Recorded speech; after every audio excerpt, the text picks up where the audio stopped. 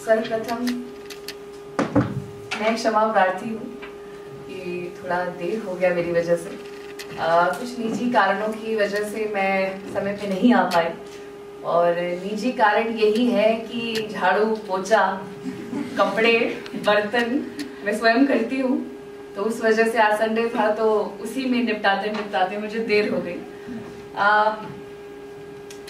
मैं GB Pant national institute of Himalayan environment का धन्यवाद करना चाहती हूँ कि मुझे आज उन्होंने यहाँ बुलाया। मैं पिछले 6 महीने से कुल्लू जिले में हूँ, अपनी सेवाएं दे रही हूँ, लेकिन कभी ऐसा सोचा नहीं था कि नगर के अलावा भी मुझे कुल्लू में भी इतने जाने माने प्रसिद्ध इंस्टीट्यूट मुझे बुलाएंगे। तो ये मानती हूँ कि शायद मैं जो कोशिशें कर रही हूँ वो सही डायरेक्शन में है। साथ ही में मुझे आंचल से आज मिलने का मौका मिला। मैंने इनका नाम सबने सुना है मैंने क्या सुना है, सबने सुना है, पर मुझे नहीं लगा था कि मैं कभी आंचल से मिल पाऊंगी। मुझे लगा शायद आंचल बहुत ज्यादा बिजी है, तो वो कभी ऐसा समय नहीं लगा, कोई अपॉर्चुनिटी ऐसी नहीं आई। लेकिन वही है, जब किस्मत ने आपको किसी से मिलाना होता है तो वही लाइन है कि पूरी कायनात वैसी प्लानिंग करती है। तो it's my honour to meet you Aanchal, क्योंकि आंचल जैसी बेटियां वो एग्जाम्पल सेट करती हैं कि जब माँ बाप उन्हें अपॉर्चुनिटी देते हैं तो वो क्या कर सकती है। चूल्हे चौके के बाहर बहुत बड़ी दुनिया है जो हम महिलाओं के लिए, अब मैं नहीं कहूंगी कि नहीं है, एक समय ऐसा था शायद हम 4 दीवारी से बाहर नहीं निकलती थी, हमारी दादियां, शायद उनकी भी माएँ बाहर नहीं निकलती थी। और आज हम ऐसा कोई क्षेत्र नहीं है जहां हम बोलेंगे कि महिलाएं बढ़ चढ़ के आगे नहीं आ रही हैं, और ऐसे कई क्षेत्र हैं जहां पे उस पुरुष प्रधान जो एक सोच थी उसको तोड़ा है और अपने को वहां पे उन्होंने साबित किया है। तो आंचल उसमें से बेस्ट एग्जाम्पल है, हमारे हिमाचल की शान है। आज का टॉपिक जैसे कि बताया गया कि women moves mountains, Pandit Jawaharlal Nehru की एक लाइन है इसी शब्दों से मिलती जुलती, that when she moves the family moves, the village moves and at last the nation moves. यानी जब वो हिलती है, वो चलती है, तो आपका परिवार चलता है, जब परिवार चलता है तो गांव चलते हैं, जब गांव चलते हैं तो देश चलता है, और एडिशन करेंगे जब देश चलते हैं तो दुनिया चलती है। तो ये पंडित नेहरू की बात आज बहुत सार्थक मुझे लगती है। परसों ही किसी ने मुझसे कहा कि कुल्लू तो पहाड़ी क्षेत्र है और महिलाओं के कंधों पे ही टिका है। वो लाइन मुझे बहुत अच्छी लगी कि ये सच है, महिलाओं के कंधे पे ही आपका कुल्लू टिका है। और सिर्फ कुल्लू ही नहीं, हिमाचल अपने आप में एक पहाड़ी क्षेत्र है, यहाँ पे औरतें ही हैं जो इकोनॉमी को रन कर रही है। लेकिन अच्छी बात बोलते बोलते मैं हमेशा जो है सोसाइटी की कहीं ना कहीं क्रिटिकली मैं इवेल्युएट करती हूँ सोसाइटी को, क्योंकि हर चीज सोना नहीं हो सकती। Everything can't be gold, everything can't be gold plated. मैं उस देश की नागरिक हूँ जहाँ पे राष्ट्रपति महिलाएं रही हैं, अब तो महिला नहीं महिलाएं रही हैं, महिलाएं हैं। ये वो देश है जहाँ प्रधानमंत्री महिला रही हैं, ये वो देश है जहाँ पे लोकसभा स्पीकर्स महिलाएं रही हैं, ये वो देश है जहाँ पे गवर्नर महिलाएं रही हैं, एमएलए महिलाएं हैं, और बहुत सारे जो इम्पोर्टेंट आपके राष्ट्रीय दल हैं उनके पदों पे जो महिलाएं हैं वो आसीन हैं। तो ये सब सोचते हुए तो माथा गरज से चौड़ा हो जाता है कि पॉलिटिकल, इकोनॉमिक, सोशल, हर वेलबींग में, हर एक चीज में, एक क्षेत्र में महिलाएं अपनी भागीदारी निभा रही हैं। लेकिन ये वही महिलाएं हैं जहां पे मैं आपको बताना चाहती हूँ 80% डेटा के हिसाब से बताऊं, 2011 का सेंसस है, 80% जो है महिलाएं फार्मिंग में है, कृषि में है, अपना योगदान दे रही है, दिन रात सुबह शाम वो खेत में लगी हैं। लेकिन ये जो 80% महिलाएं हैं, इनकी दुर्दशा ऐसी है कि 80 में से केवल 12% ऐसी महिलाएं हैं जिनके नाम पे जिस जमीन को वो जो रही है, जिस जमीन पे वो काम कर रही है, ओनरशिप केवल और केवल जो मैं बताऊं आपको 12% है। मुझे ये बताते हुए शर्म नहीं होगी, मैं खुद बोलती हूँ मेरे नाम पे कोई जमीन नहीं है, और मुझे ये बोलते हुए भी शर्म नहीं होगी कि आप में से भी महिलाएं शायद 1 या 2 होंगी जो ये आज बोल सकती हैं कि मैं एक जमीन की मालकिन हूँ। चलो मैं आप लोगों से पूछ लेती हूँ, क्या मैं ठीक बोल रही हूँ? ऐसा क्यों है? ऐसा क्यों है? देखिए, हर चीज जो है वो कहीं ना कहीं सेल्फ रिस्पेक्ट और एस्टीम से लिंक्ड है। लेडीज उस फार्म पे, उस जो कृषि में अपना योगदान दे रही है, वो अपना सब कुछ दे रही है। उनके ऊपर बर्डन इतना है, मैं नहीं बता सकती, आप सब महिलाएं हैं। मैंने कहा कि मैं झाड़ू पोछा मार के आ रही हूँ, तो खुदा ने ऐसी रहमत की है कि चलिए मैं यहाँ आ रही हूँ, तो मैं बोल भी रही हूँ, तो मैं झाड़ू भी मार रही हूँ, मैं पोछा भी मार रही हूँ घर पे, और मैं यहाँ आके बोल रही हूँ। वो मेरे माता पिता की वजह से है कि मुझे इस काबिल बनाया है कि मैं हर काम कर सकती हूँ। लेकिन उन महिलाओं के पास चॉइस नहीं है। फंडा सारी की सारी चॉइस का होता है। उन महिलाओं को ये चीज करनी ही पड़ेगी। वो महिलाओं की आइडेंटिटी ये बन चुकी है कि उनको बच्चों की भी देखभाल करनी है, बच्चे पैदा करने हैं, बच्चों की देखभाल करनी है, स्कूल भेजना है, डब्बा बनाना है, कपड़े धोने हैं, बर्तन धोने हैं, पति के लिए टिफिन पैक करके जाना है। लाहौल में आपकी लेडीज मैंने देखा है किल्टे उठा के उसमें चाय और दिन का लंच बना के अपने हस्बैंड्स के लिए लेके जा रही हैं, और हस्बैंड्स के पास वो कहीं ना कहीं लिबर्टी है कि वो जो गेम होती है वहां की छोला, जो भी आपकी गैम्बलिंग वगैरह है, उसमें डट के लगे हुए हैं। आपको औरतें वहां जुआ खेलते कभी नहीं दिखेंगी। वहां लाहौल की क्या बात है, पूरे हिमाचल में नहीं दिखेंगे, पूरे भारत में आपको कभी लेडीज जो है इस प्रकार की लेजर एक्टिविटी में नहीं दिखेंगी, क्योंकि महिलाओं ने ये बर्डन ले लिया है। महिलाओं को ये बर्डन दे दिया गया है कि उनको काम करना ही पड़ेगा। उनके लिए वो एडिशनल है कि आपको घर के काम के अलावा जो है, आपको अगर कुछ करना चाहती हैं तो वो आपकी जिम्मेदारी है। आप फ्री नहीं है, आपके पास चॉइस नहीं है कोई, वो करना ही पड़ेगा। बाहर जाना है, बच्चों की देखभाल करके बाहर जाओ। बाहर जाना है तो हस्बैंड की शर्ट को प्रेस करके जाओ, हस्बैंड के कपड़े धो के जाओ। जो मैं आपको लैंड ओनरशिप के बारे में बात करी थी, मैं वही कह रही हूँ, वो महिला जब तक उस परिवार का हिस्सा है तब तक तो बहुत बढ़िया, क्योंकि उस महिला से कोई पूछेगा तो आपकी जमीन कितनी है, तो वो जो पति के नाम की जमीन है ऑन पेपर, फैक्ट पे बात करते हैं, वो उसी के नाम पे है। पूरे भारत में केवल 12%, आप सोच रहे हैं 12%, और 80% जो औरतें जो है वो यही काम कर रही हैं। तो क्या मैं ये कह दूं कि जो महिलाएं हैं वो अनपेड लेबर हैं, फुल टाइम अनपेड लेबर हैं, जो सुबह से शाम तक वहां खेती कर रही हैं। चलो कुल्लू की बात करते हैं, खेती छोड़ो, सेब उगाते हैं आप लोग अपने हस्बैंड्स के साथ, अपने परिवार के साथ। उस सेब का जो पैसा आता है वो आपके खाते में कितना जाता है? महिलाएं जरा प्लीज बताएंगी। सवाल यही है, जीरो क्यों? क्या हम अपना अधिकार नहीं क्लेम करती? क्या हम अपने हिस्से की, जैसे अभी यहाँ पे किसी आपने कहा कि हम किसी के आगे पैसे अपने हाथ नहीं फैलाना चाहती।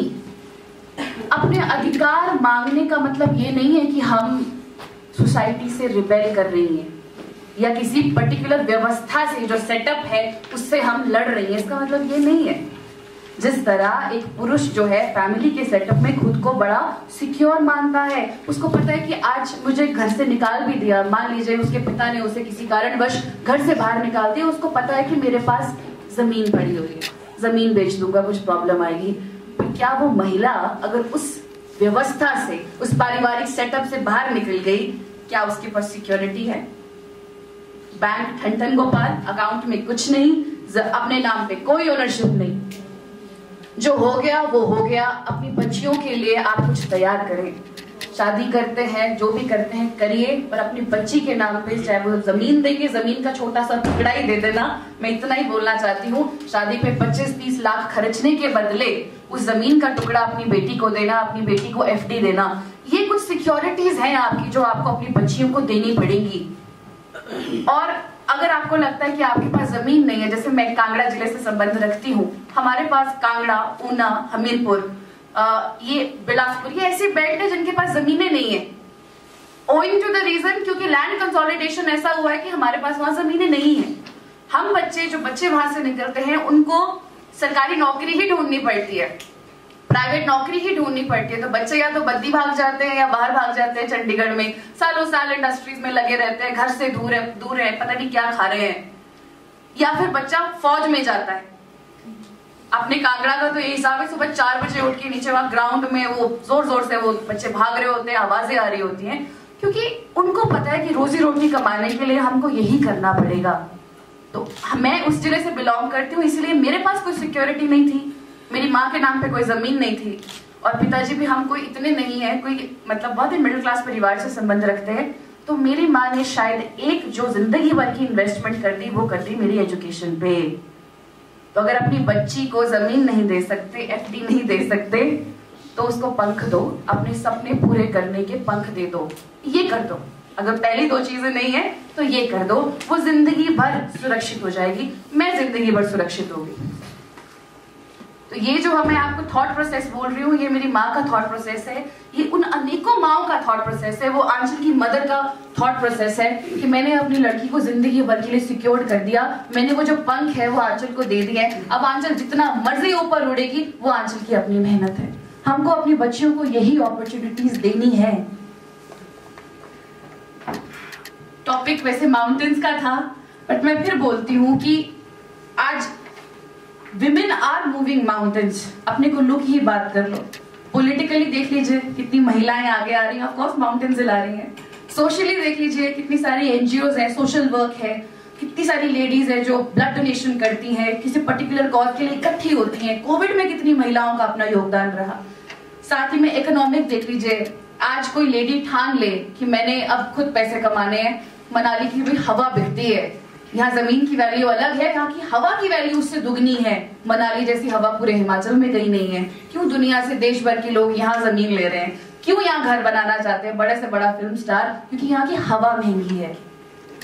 आज कोई महिला ठान ले कि मैंने खुद को सशक्त करना है, पैसे कमाने हैं, तो मैं बोलती हूँ अगर मान लीजिए मैं कुछ ना होती तो मैं ठेला लगा लेती बाहर कुल्लू में, मैं कहीं पे भी सड़क के पास में ठेला लगा लेती, मैं मैगी बना लेती, मैं मोमोज बना लेती, मैं चाय बना लेती, मैं दिन में 4 से 5 हजार रुपए की मेरी जो आमदनी है वो इजीली हो जाती। ठीक बोल रही हूँ? तो इसीलिए मुझे ऐसा लगता है कि जब मैं मनाली में आई, कुल्लू में आई, मैंने देखा कितनी सारी लेडीज जो हैं वो अपना स्टॉल लगा के बैठी हैं, वो अपना बिजनेस कर रही हैं। तो ये चीज कहाँ से आती है? अंदर से आती है। आपको पहाड़ों ने सिखाई है, तो पहाड़ों ने सिखाया है तो आपको उसका संरक्षण करना भी जो है वो बेहद बेहद जरूरी है। हमारे जितने भी युवक मंडल है, हमारे जितने भी सेल्फ हेल्प ग्रुप्स हैं, जितने भी महिला मंडल है, वो सब मिलके इसी चीज में कोशिश करते हैं कि हमारे माउंटेन्स, हमारा जो इकोसिस्टम है वो साफ सुथरा रहे। इससे मैं दूसरी बात पे आना चाहती हूँ, वेस्ट मैनेजमेंट। रांगड़ी से जब मैं गुजरती हूँ तो नाक बंद करके गुजरती हूँ, और मेरे ख्याल से आप सभी नाक बंद करके गुजरते हैं वहां से। और सिर्फ नाक ही बंद नहीं करते, हम आंखें भी बंद कर लेते हैं, और हम ये ब्लेम डाल देते हैं कहीं ना कहीं प्रशासन पर डाल देते हैं कि ये लेगेसी वेस्ट है, आज तक इसका कुछ क्यों नहीं हुआ। और ये उन लोगों को ज्यादा महसूस होता है जो कुल्लू से बार बार मनाली ट्रैवल करते हैं। जो तो कुल्लू के हैं वो तो शायद रैंडम बड़ा सेल्डमली ट्रैवल करते हैं। अब हम काम के सिलसिले में रोज ट्रैवल करते हैं, और मुझे शुरू में यही लग रहा था कि ये तो प्रशासन की गलती है, कुल्लू का कूड़ा जो है वो मनाली में जाके फेंका जा रहा है, तो ये तो प्रशासन की गलती है, क्यों नहीं प्लांट्स लगाए, ये वो। बट अगेन, ब्लेम करना सबसे आसान काम है और रिस्पॉन्सिबिलिटी लेना सबसे मुश्किल काम है। उस वेस्ट को पैदा करने वाले कौन है? हम हैं। उस वेस्ट को मैनेज करने वाले कौन हो सकते थे? हम ही हो सकते थे। हम क्यों सेग्रीगेशन नहीं कर रहे? टीडीसी आज घर घर जाके पंचायतों में गाड़ियां आ रही है, वो गाड़ी वाला आया घर से कचरा निकाल, हर चीज बनाई जा रही है, फिर भी लोग जो हैं वो वेस्ट अपना अलग अलग सेग्रीगेट करके नहीं दे रहे। उनको ये नहीं समझ आ रहा कि वेस्ट टू वेल्थ का टाइम आ गया है। आपके प्लास्टिक की इतनी ज्यादा वैल्यू है, सरकार खरीद रही है 75 रुपए प्रति किलो के हिसाब से प्लास्टिक आपसे खरीद रही है, बट आप जब सेग्रीगेट करके नहीं देंगे तो क्या कीमत आपको मिलेगी? मनाली में जितने भी कबाड़ी वाले हैं उनके पास करोड़ों की प्रॉपर्टी है। देखो, पैसा कमाना कोई मुश्किल काम नहीं है। मैं आज की डेट में मैं फिर बोल रही हूँ, लोग तो वेस्ट से ही पैसा कमा रहे हैं। इंपॉर्टेंट है आपका मनाली, आपका कुल्लू जो है उसकी जो रीढ़ की हड्डी है ना, वो टूरिज्म है, और ये आप लोग सब अच्छे से जानते हैं। सेब है बहुत अच्छा है जब तक इकोसिस्टम ठीक रहेगा।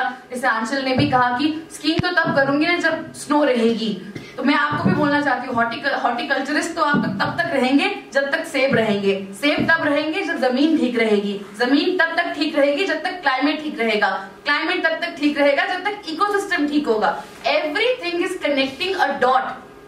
तो इकोसिस्टम तो सारा इकट्ठे, वेस्ट उसको बर्बाद कर रहा है, खराब कर रहा है। वेस्ट का मतलब ये नहीं खूबसूरती बर्बाद हो रही, वेस्ट का मतलब है जो वेस्ट जहां पे आपके ढेर लग रहे हैं वो ब्यास नदी में जा रहा है, और जो चीज पानी में चली गई एक बार उसको निकालने की टेक्नोलॉजी, माफ कीजिए, अभी तक इतनी एडवांस टेक्नोलॉजी नहीं हुई है। गंगा को साफ करते करते सबके पुश्ते खत्म हो जाएंगी, पर गंगा कभी साफ नहीं होगी इस प्रकार से। इतना वेस्ट हमने उसमें डाल दिया है। अपने ब्यास की हालत वैसी मत करें।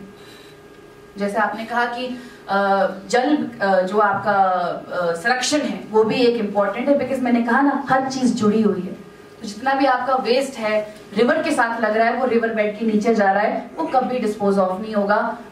चीजें तो उसमें खत्म होंगी। फिशरीज डायरेक्टली इससे इम्पैक्ट है, सुनते जाओ। फिशरीज डायरेक्टली इम्पैक्ट है।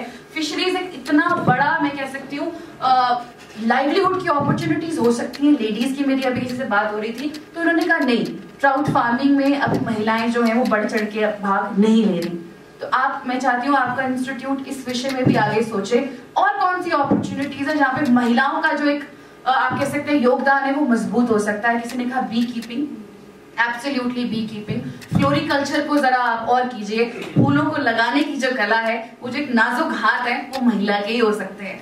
उस कला को भी, उस आप कह सकते हैं लाइवलीहुड अपॉर्चुनिटी को भी अलोंग विद बी कीपिंग आप फ्लोरिकल्चर को भी देखिए। वेजिटेबल, ऑफ कोर्स लाहौल में कितनी लेडीज है, मैंने कहा सुबह केल्टा लेकर चली जाती है चाय की, और सब्जियां लगा रही हैं, आलू लगा रही हैं, मटर लगा रही हैं।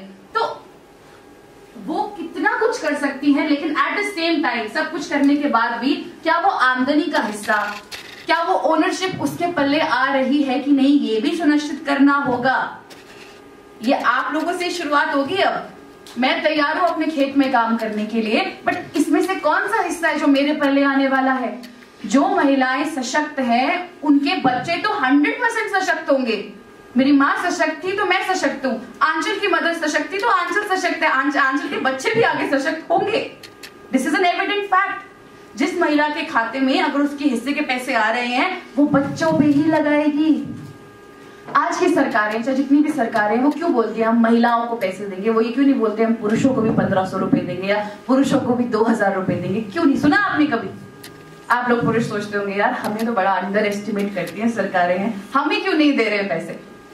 उसका रीजन ये है कि गवर्नमेंट भी जानती है, सरकार पॉलिसी जब बनाती है वो भी जानती है कि जब महिला के खाते में 1500 रुपए जाएगा ना, तो ये जो 1500 रुपए है ये ट्रांसलेट किस चीज में होने वाला है? ये घर के उस दिन मटर पनीर में ट्रांसलेट होने वाला है, प्रोटीन के सोर्स में ट्रांसलेट होने वाला है। सब्जी पैसे देंगे, आप अच्छी सब्जी लेके जाएंगे, आप घर के 5 सदस्यों को अच्छा खाना खिलाएंगे, आप अपने बच्चे को अच्छा ज्योमेट्री बॉक्स लेके दे सकते हैं, अच्छी कॉपी लेके दे सकते हैं, अच्छी किताब लेके दे सकते हैं, क्योंकि औरत का नेचर ही ऐसा है। वो जननी क्यों कहलाई है? वो प्रोडक्शन करती है, वो क्रिएटिव पावर है।